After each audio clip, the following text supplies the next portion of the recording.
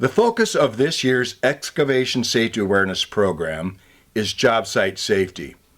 There were several serious excavation-related incidents in 2020 involving underground facilities. Unfortunately, one resulted in 2 fatalities and a serious injury when construction workers installing fiber optic cables in Pella, Iowa, struck a high-voltage electric underground facility. The tragic loss of these young contractors, electrocuted on-site, is a somber reminder of just how critical job site safety is. According to the Occupational Safety and Health Administration, injuries to construction workers top injuries and deaths in a single industry sector. Construction deaths account for 1 in 5 work-related deaths. Construction workers have a fatal occupational injury rate that is 3 times higher than other occupations. The best way to maximize safety is to mitigate potential hazards. Preparedness through planning and education is essential, and it's critical to embrace industry best practices, establish and adhere to safety and damage prevention protocols, understand and combat complacency. Every single job should include job site assessment and evaluation. Understanding laws and requirements is fundamental to safety and damage prevention. At all times on the job, at the job site, beware and stay alert.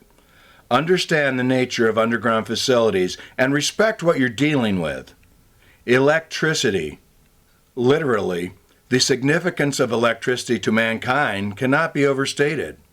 It is an essential component to contemporary life, but it must be respected. The Occupational Safety and Health Administration's Fatal 4 captures the leading causes of death in the workplace by statistics. Falls account for 36%, being struck by an object 10%, electrocution is 9%, and getting caught between objects is 2.5%. Note that electrocution is the 3rd leading cause of fatalities. Always remain alert. Observe the surroundings on every job site and be aware of indicators such as transformers, junction points, and meters. Look for telltale signs as indicators that buried facilities may be present. Understand that these things may be located away from buildings and structures. Look for utility pole risers. This is where overhead electric distribution systems transition into underground distribution systems, and this is always a clear indicator that underground facilities are present. Be aware of warning signs. Some may be posted and some may actually be buried with the electric lines. The tolerance zone is always an area to be respected, consisting of 18 inches horizontally on either side of the underground facility. This is an area where exposing underground facilities or potholing is required. Safety necessitates that during potholing you expose to the depth of the proposed excavation. Never assume that the first facility that you encounter is the live facility. The live facility may be located below the first facility that you encounter. Always exposed to the depth of planned excavation. Visually verifying the precise location of underground facilities is always the safest approach, whether it be through vacuum excavation, hand digging, or core drilling in concrete. The locate markings are a significant tool for excavators and must always be respected. An excavator's priority should be to avoid digging or drilling too close to the locate markings. Remember to account for the tolerance zone. And don't assume that it's safe to dig or drill right next to the edge of the tolerance zone. Leave a good safe buffer whenever possible. Whenever drilling, precise tracking of the borehead is critical. The equipment operator and the technician tracking the borehead must remain in constant contact.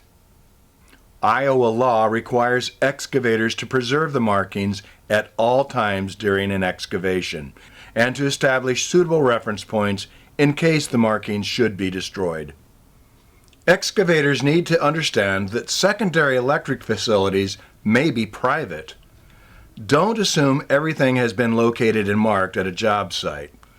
Look for telltale signs, especially transformers, pole risers, meters, and transitional junctions, which may be demarcation points where utilities become private facilities.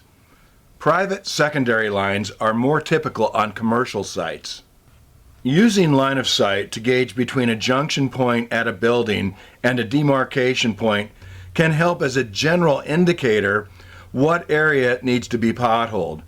And remember, pothole to the depth of the planned excavation. Whenever possible, excavators should ask the utilities and locators if there are unmarked secondary lines present. To help reinforce the importance of electrical safety, here is a word of caution from the experts.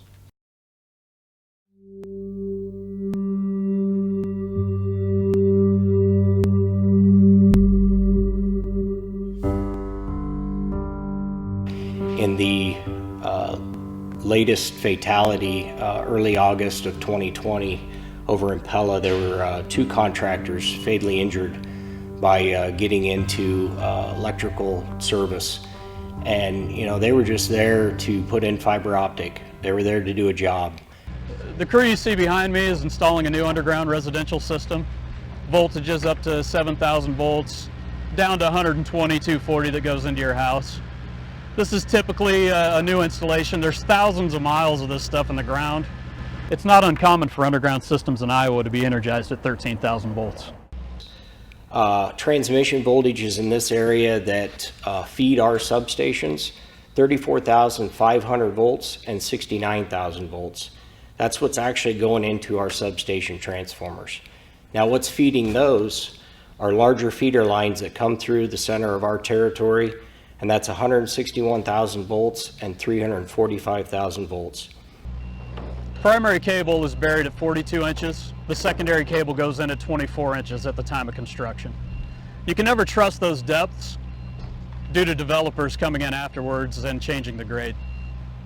On our primary voltages, you could find 1 cable for a single-phase circuit or 3 cables for a 3-phase circuit.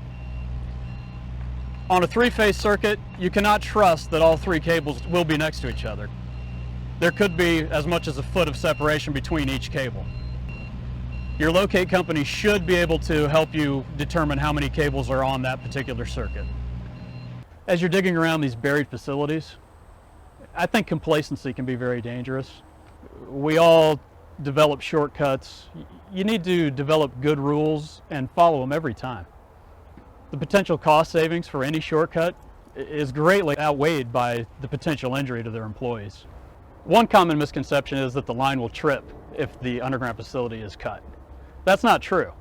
It could remain energized, or your machine could become energized. If an excavator strikes a primary conductor, the system is designed to trip. However, the fault may actually be seen as load on the system, so what it does is it increases how much energy gets transported to that location. And those voltages, if you're not prepared and set up to work with those, you're going to lose a limb. You're going to have a circuit go through your body, and it may not kill your heart, but it will kill your tissues, and it is a horrible, horrible experience. If you're running a trencher and you trench into an underground facility, your machine will become energized. If you stop and your machine is still making contact with the underground facility, when that operator steps off of the machine, there's something called step potential. When a facility's cut, the electricity can dissipate out through the ground. He's stepping to a different potential, and that creates a hazard for the employee. The step potential phenomenon is a lot like throwing a rock in a pond. You have the point of impact, and it ripples out from there. So imagine that center wave is 7,000 volts. As you step away into another wave, you could drop off 2,000 volts. That difference of potential is what can hurt you. I can't emphasize enough how electricity just sits there and does what it's supposed to do until we get in the middle of it. And once we get in the middle of it, then we become that circuit. If you're operating a rubber-tired machine, you're not necessarily safe either. If you're operating a backhoe that has outriggers, that's a path to ground. If you make contact with that underground facility, the electricity can travel through the machine, energizing the machine and the operator, and travel through the outriggers to the ground. It's hard to put in words how powerful electricity can be, but you absolutely do not want to come in contact with it. The contact with electricity is one of the most common factors involving job site injuries and deaths, and we want to stop that. And complacency, shortcuts, they kill, and that's just the facts.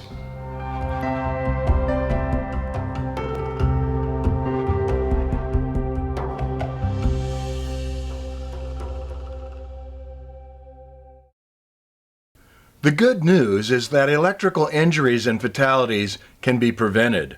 Complacency, lack of preparedness, and disregard for safety protocols are the primary reasons job site injuries occur. Always be prepared. Establish and follow safety practices. Identify and assess risk factors at every job, every day. Understand that complacency is a risk factor. Like electricity, natural gas is an essential energy resource, significant to the well-being of modern society, but it too must be respected. Just this past September, there was a serious excavation-related incident in Dubuque that emphasizes why one-call damage prevention protocols are critical. This brief footage captured by a traffic light camera shows the volatility of the incident.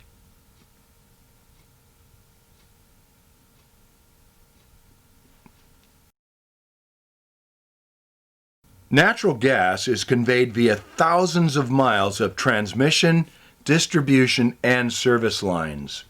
Large high-pressure transmission lines bring the gas to distribution systems and can be found anywhere in rural communities as well as in populated cities. High-pressure distribution systems branch off of the transmission lines into an expansive network of natural gas service lines. If avoidance is not possible, take care to protect exposed gas lines. Damaging a natural gas line, which is not uncommon,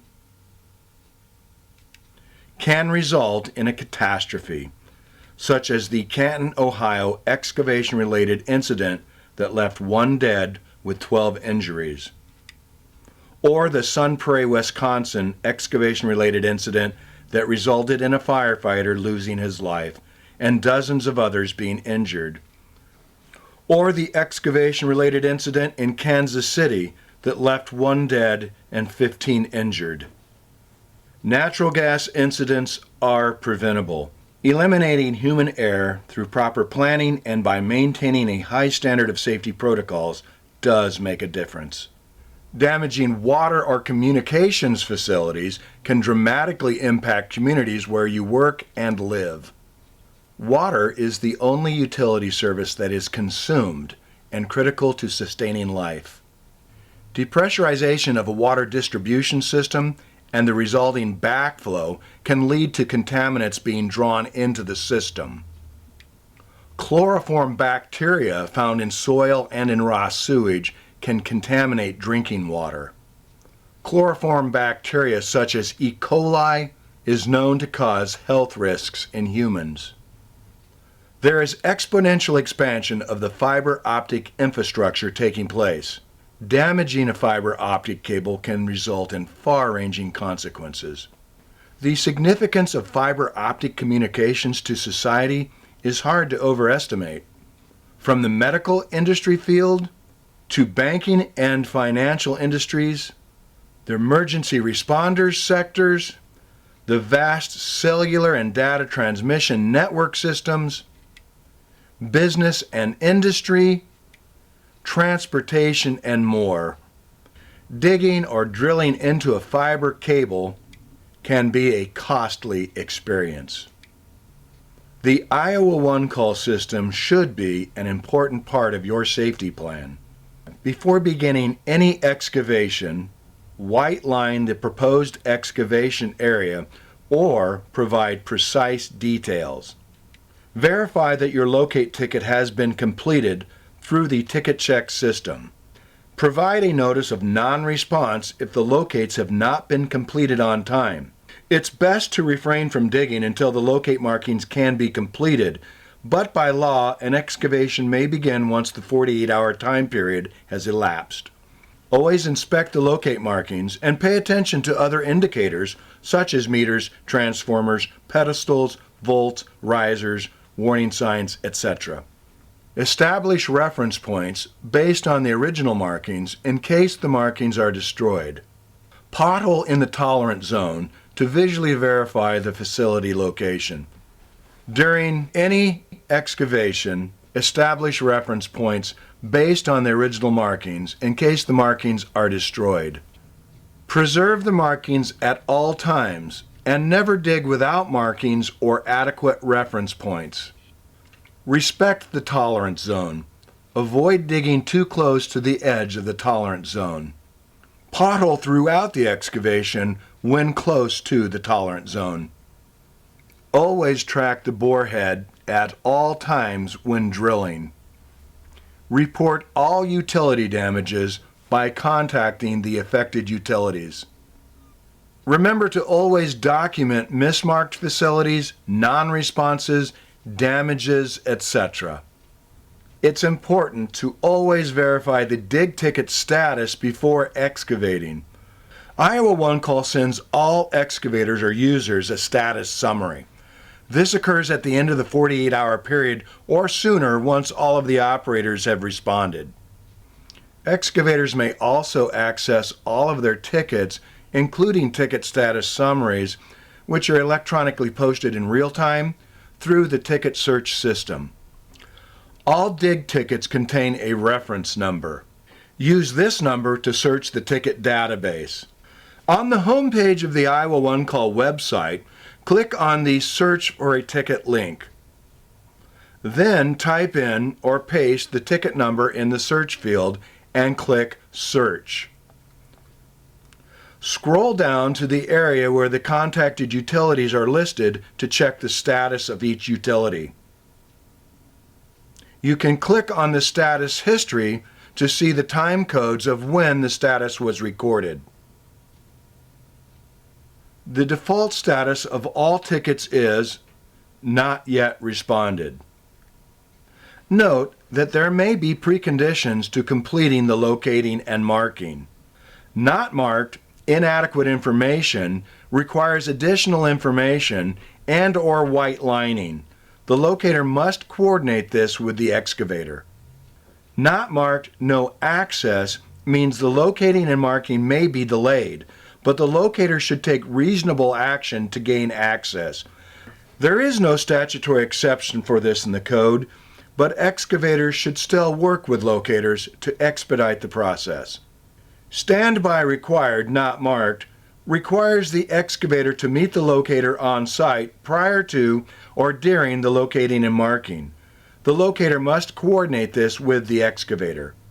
Agreed to marking schedule means that a mutual agreement has been made between the excavator and the locator to schedule an alternative completion time. Unless a mutual agreement has been made, the original required timeline stands.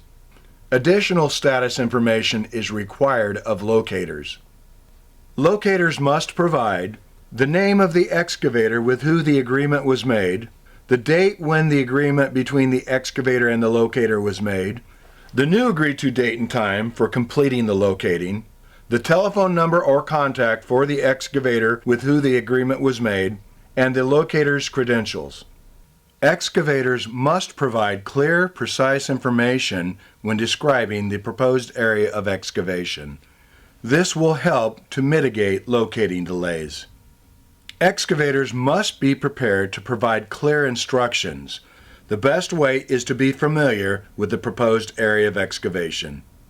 White lining, or pre-marking the proposed area of excavation, is required by law. Exceptions may apply when precisely defined information has been provided. There are 3 statutory exceptions to required white lining. When the precise location, direction, size, and length of the proposed excavation area is clearly defined at the time of notice or during a pre-construction meeting. When an electronic means of white lining is used adequately by the excavator, which, if used properly, the online ticketing and mapping system can accommodate.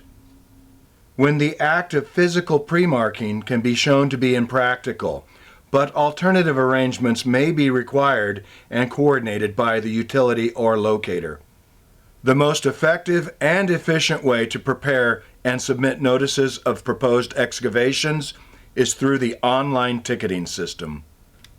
Click on the Excavators link. First-time users will need to register one time. Once logged in, start by providing an address, nearest street, city, town, or other geographic information. It's best to use the Zoom In feature so that you can clearly see the area.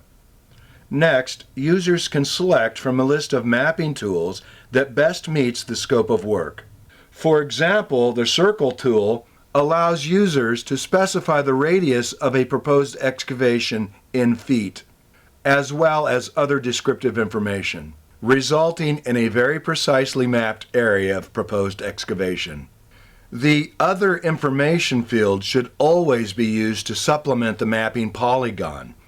Together, the mapping polygon, along with clear descriptive information, will provide locators with the information they need to effectively complete the locating and marking process. Remember that complacency is safety's worst enemy. Staying informed is a critical component of combating complacency. Always establish and practice safety procedures to mitigate known risks. Stay alert at all times and always observe your surroundings for potential risk indicators. Never underestimate any potential risks. Follow rules, regulations, and known best practices. Respect the system and work in collaboration with others to achieve common safety goals. Please, maximize damage prevention, stay safe, and have a productive 2021 season.